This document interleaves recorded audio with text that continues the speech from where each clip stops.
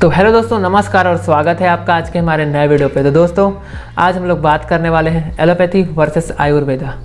तो सबसे पहले अपन लोग बात करते हैं आयुर्वेद के बारे में।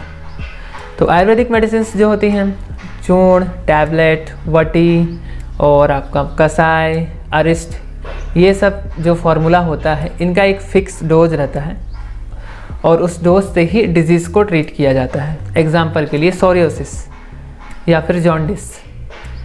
जबकि एलोपैथिक मेडिसिन का क्या है, एलोपैथिक मेडिसिन इनका जो डोज रहता है 50 mg, 100 mg, 150 mg जब पेशेंट्स को दिया जाता है तो एक समय के बाद इनके डोज को बढ़ाना पड़ता है या फिर घटाना पड़ता है।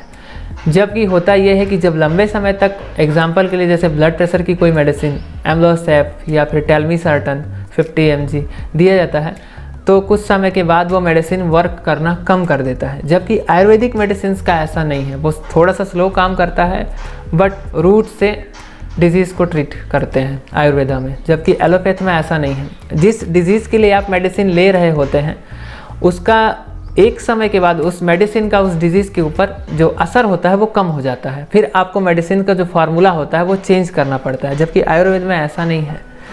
एलोपैथिक मेडिसिन जिस डिजीज़ के लिए आप ले रहे होते हैं, जैसे थायराइड के लिए आप थायरॉक्स लेते हैं 50 mg, 25 mg, तो वो भी आपको बढ़ाना पड़ जाता है। और जब वो मेडिसिन आप पेशेंट को देते हैं उसके बाद होता ये है कि थायराइड तो ठीक हो रहा है बट उस मेडिसिन का साइड इफ़ेक्ट बहुत सारा है और उस साइड इफ़ेक्ट के चलते जो आपको दिक्कत होगा फिर आपको उसके लिए अलग से मेडिसिन लेना पड़ेगा।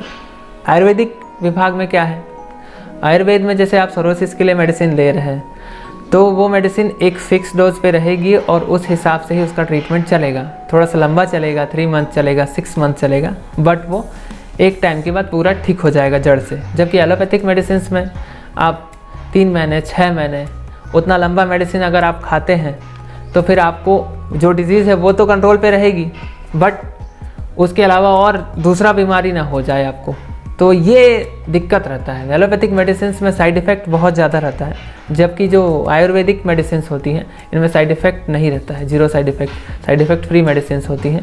थोड़ा सा स्लो वर्क करता है बट रिज़ल्ट आपको पूरा अच्छे से मिलता है। तो आज के वीडियो को बनाने का जो मेन पर्पज़ था यही था कि एलोपैथी और आयुर्वेद दोनों अलग अलग फील्ड हैं। एलोपैथी मेडिसिन इमरजेंसी में ही आप यूज कर सकते हैं, इमरजेंसी के लिए बहुत अच्छी मेडिसिन है। बट अगर देखा जाए आयुर्वेद की तरफ तो आयुर्वेदिक मेडिसिन उससे ज़्यादा बेटर, उससे ज़्यादा अच्छी है। क्यों? क्योंकि आयुर्वेदिक मेडिसिन में कोई साइड इफ़ेक्ट्स नहीं है।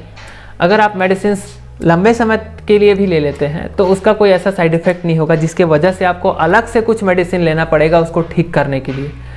तो यही सब बातें हैं जिसको आपको ध्यान रखना है, क्योंकि आप भी आगे चल के हॉस्पिटल में या फिर अपना खुद का क्लिनिक करेंगे या फिर गाँव के एरिया में क्लिनिक चलाएँगे या फिर बड़े सिटीज़ में हॉस्पिटल में वर्क करेंगे तो आपको वहाँ पे इन सभी बातों को ध्यान रख के ही पेशेंट को ट्रीट करना है।